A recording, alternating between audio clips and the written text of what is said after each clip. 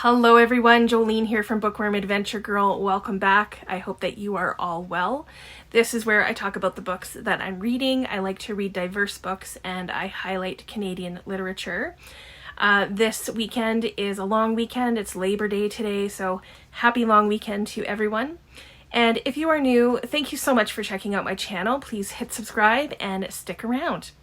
Today I am going to be sharing the 10 shortest books on my TBR according to Goodreads.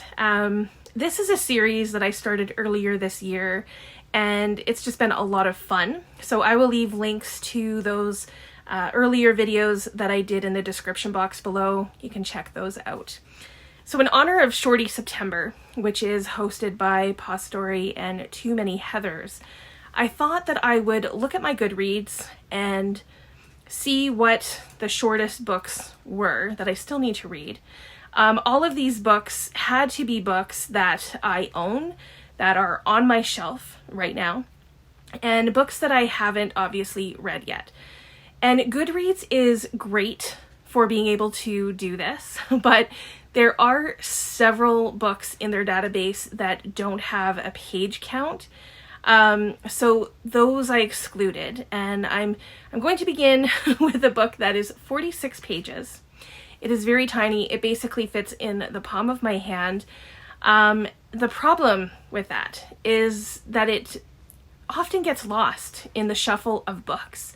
It's called Halifax Hal by Nick Thran. And this is about a lobster from Nova Scotia who can play a guitar. And it's part of a fun little book series. And as little as it is, and as quick of a read as it will be, I still haven't read it. The next book is also 46 pages, and this is a graphic novel. It is called A Blanket Full of Butterflies. This is by Richard Van Camp. This is another one that has been lost in the shuffle while I've been moving some books around over this weekend. So this is the first book in a series, and it's about a mysterious stranger who visits Fort Smith, Northwest Territories, to retrieve his family's samurai suit of armor and sword from the local museum. And Richard Van Camp is an author that is high on my list to get reading some of his work. So now we get into some short stories. And at 79 pages is Wilder Winds by Belle Olid. This is translated from the Catalan by Laura McGloughlin. So yes, this little book is a collection of short stories that draw on notions of individual freedom, abuses of power, social violence, and life on the outskirts of society, and inevitable differences.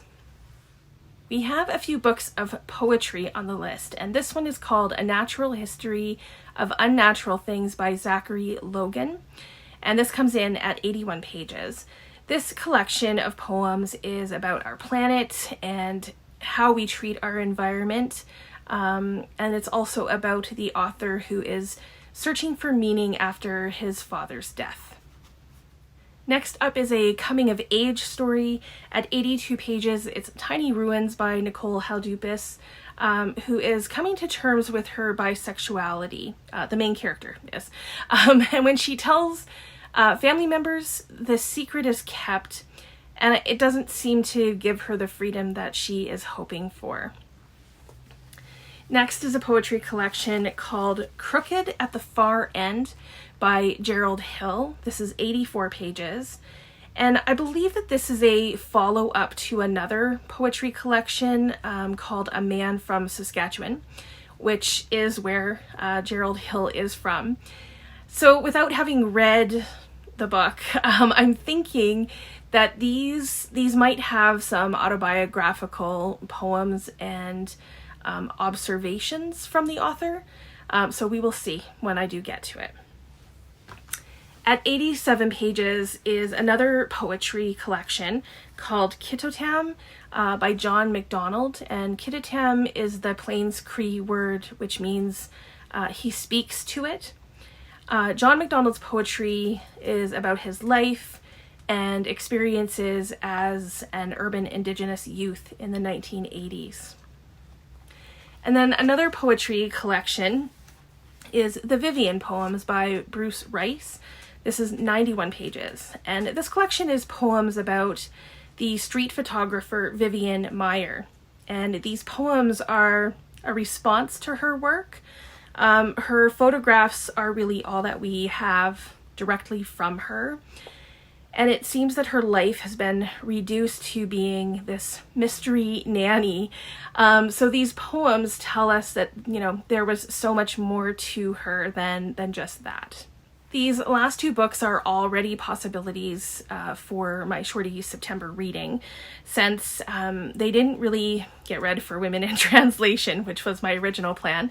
But first, at 92 pages, is Tiamo by Hanne Orstavik. This is translated from the Norwegian by Martin Aitken. This is about a woman whose husband is diagnosed with cancer, and he doesn't have long to live, and the wife knows this, but the husband doesn't, and it's how this affects their relationship. I've been hearing really, really good things about this, so I'm really looking forward to getting to it. And then last but not least is Not a River by Selva Almada. This is translated from the Spanish by Annie McDermott, and this is 99 pages. This is about three men who go fishing at a spot where an accident occurred years earlier. And in their attempt to put the past behind them, there may be another tragedy that can't be avoided. So this is another one that, I've been starting to hear some rumblings about. I've heard that there's, it's a good story. So I hope that that's true.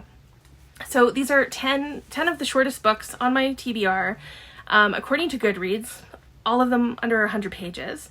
So we will see if I can get through any of them during Shorty September. It would be fantastic if I could. It would definitely help keep my TBR stack down, which I'm all for.